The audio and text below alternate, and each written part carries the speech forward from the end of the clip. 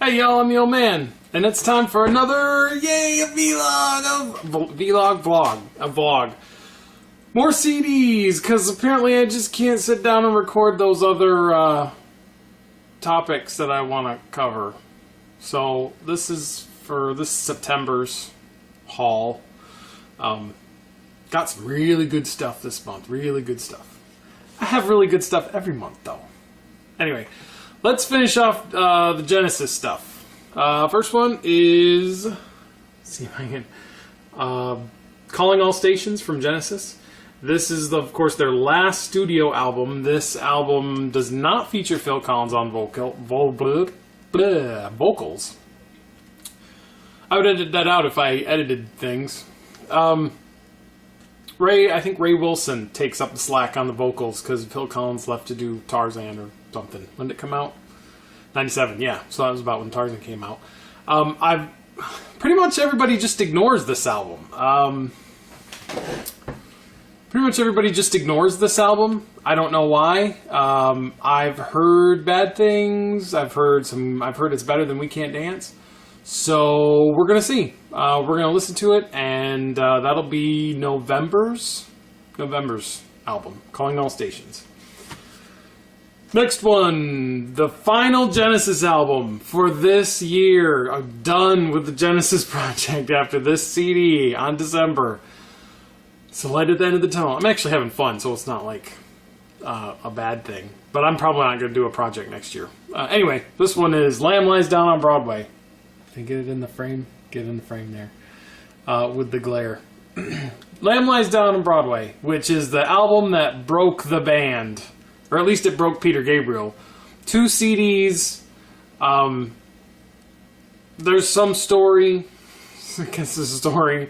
But it's so stressful that Peter left the band. The other guys, they were like, oh, I don't no more theatrics. I can't. I just, no more. That's an exact quote from Mike Rutherford, by the way.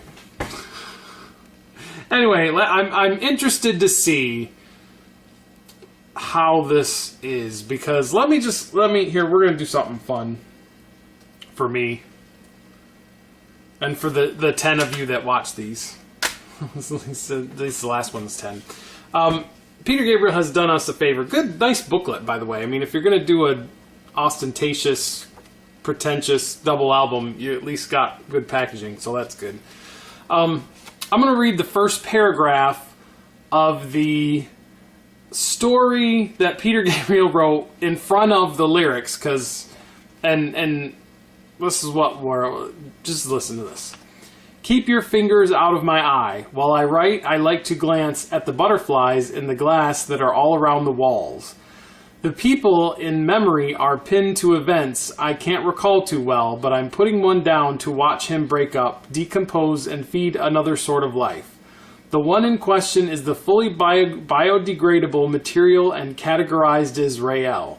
Rael hates me. I like Rael. Yes, even ostriches have feelings.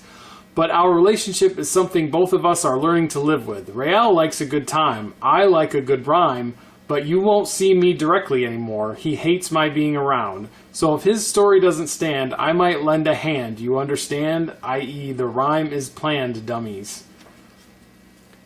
That's the third time I've read that paragraph, and I just sort of understand what it means. I guess the story is there's a kid, and Puerto Rican kid, but he's got a double personality. I don't friggin' know.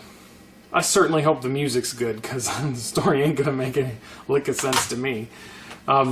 This is what we're gonna end on, the big one, the big old whopper. I'm actually looking forward to it. I've really enjoyed the Genesis project. I was thinking about doing David Bowie next year, but I don't think I'm gonna do a project next year. The next one I bought is sort of oddity in Christian music, and this is Sweet Family Music, a tribute to Stryper. This is a strange tribute album. It's not... Usually in a tribute album, you get bands that were really influenced by the subject band, and they try to, do good versions of the songs, but this one is like... Steve Hindalong from the choir covers The Abyss. Morales Forrest covers Calling on You. Javelina Rail Company covers Always There For You. In the last video, I talked about Argyle Park covering Lonely, which is actually really good. That's certainly the best song on here, is Lonely. But it's so weird. Like, none of the bands are metal bands, and this, of course, came out in '96, when metal was kind of a dirty word.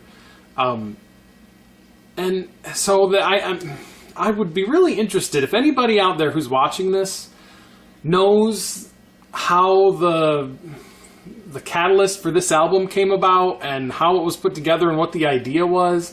I would love to hear about it. I would love to hear about it, because it's so weird. And I don't necessarily have a problem with making songs different.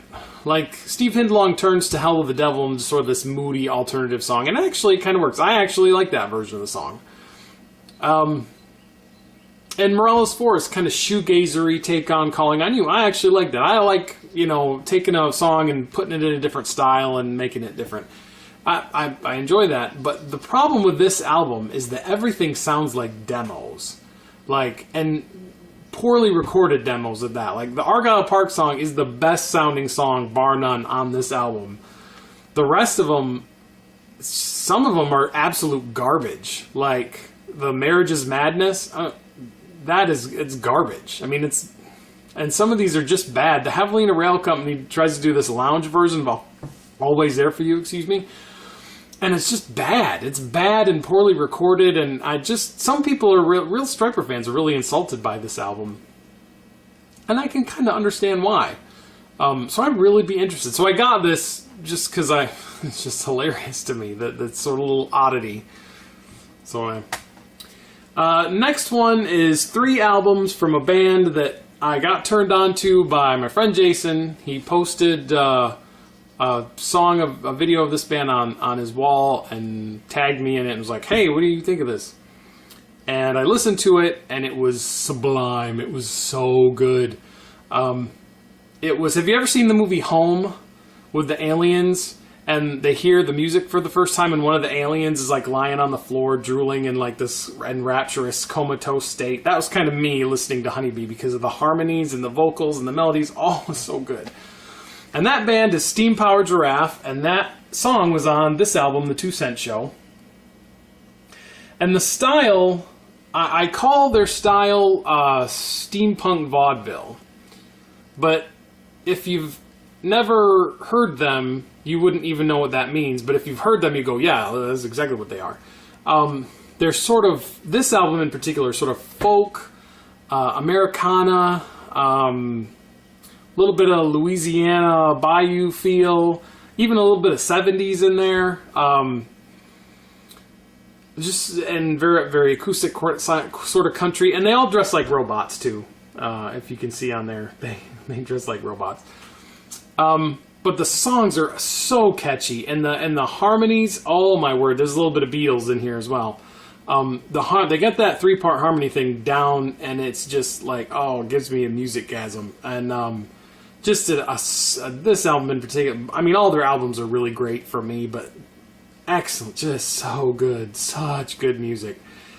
To the point where this is one of those bands where if you don't like a little something from them, then something wrong with your brain, because there's no helping you. So good. 2 Cent Show, this is their 2nd album. And then I went ahead and got their 3rd album, Mark III. Can you see it? Sometimes I don't know how to get these in there. They got a new member, Hatchworth. He replaced the John. And this one is a little bit less country, a little bit less acoustic. There's even some like 50s rockabilly in this one. I like this one the best so far out of all the ones that I've heard. And it's just, again, with the harmonies and the catchy songs and the quirky sense of humor, it's just wonderful. And I love every minute of it. And finally, I have their newest album, Quintessential, which just came out the beginning of September. And this one is even more modern. Definitely less of the country. but everything's still, all the sort of hallmarks of the harmonies and the catchy songs and the hooks, and it all remains. And I'm not sure I like this one quite as much as the other two that I've listened to, but there's some really just amazing songs on here, and definitely worth buying, definitely worth checking out. Not wild about the first song, Malfunction. There's a song, maybe a song or two on here that I'm not wild about, which is because the other ones I like pretty much start to finish. But still worth. I would say I would recommend this in a heartbeat, absolutely. And the thing about Steam Powered Giraffe, they're an independent band, and they do packaging right. Oh my word, look at that! And they've got the okay, let's see if I can. I can't get it in the frame, but all the lyrics are printed out. Maybe I should do it this way. That sounds better. Lyrics printed out with drawings drawn by the band members. All three of them have that. This is Mark III. I'm going to thumb through, but nice. But all huge booklets full of artwork, full of the lyrics. Love it. The only thing is that the lyrics are really, really small, and I'm not a teenager anymore, and I can no longer read them. So I'm doing a lot of... So that's my only complaint, but me being old isn't really a fair complaint. Our final CD for this month is a big one, and I'm wearing my Ziltoid Z2 shirt to celebrate. One of my favorite artists, and it is Devin Townsend project, Transcendence, the deluxe edition with 2 CDs full of music on it, with the second disc being demos, because when Devin Townsend does demos, they sound better than most people's album stuff. Big thick booklet with lots of liner notes. Deluxe edition's the way to go. I've only listened to this one time, so I can't really, I need a way more listens. First listen is it reminds me a lot of Synkestra. A lot of the Devin Townsend band, Accelerated Evolution and Synkestra, really reminds me of that, with a little bit more of the sort of pop influence of the Devin Townsend project, the later Devin Townsend project stuff. So a little bit of combination of those two. I need to listen to it more, but always look forward to a new album from Devin Townsend. I love Sky Blue. And Z2 was Sky Blue and Ziltoid 2. I love that. I loved Epic Loud. Epic Loud kind of grew on me. And I loved, the 4 disc and the original project. This is rambly. I'm sorry. I don't know what to tell you. This isn't my living. Get off me. Anyway, that's what we've got coming up for you. About to write the Genesis review for the self-titled album this weekend. That should be up on Monday. It will already be up when this video gets posted, so I don't know why I'm saying that. I also do plan to do some vlogging on stuff that's not showing you CDs someday, but now I gotta record some Let's Play stuff, and it's busy, and we're having a kid, so in November it's a busy time. Anyway, I'll see you next time. If you like the videos, like, comment, subscribe. Doing more of these, doing more Let's Plays. Probably gonna do another series where I talk about Jesus and social issues, if you like or hate that, whatever. And visit the blog, the Old Man's Music Vault, adamipodreviews.blogspot.com. And as always, I will see you later, and God bless.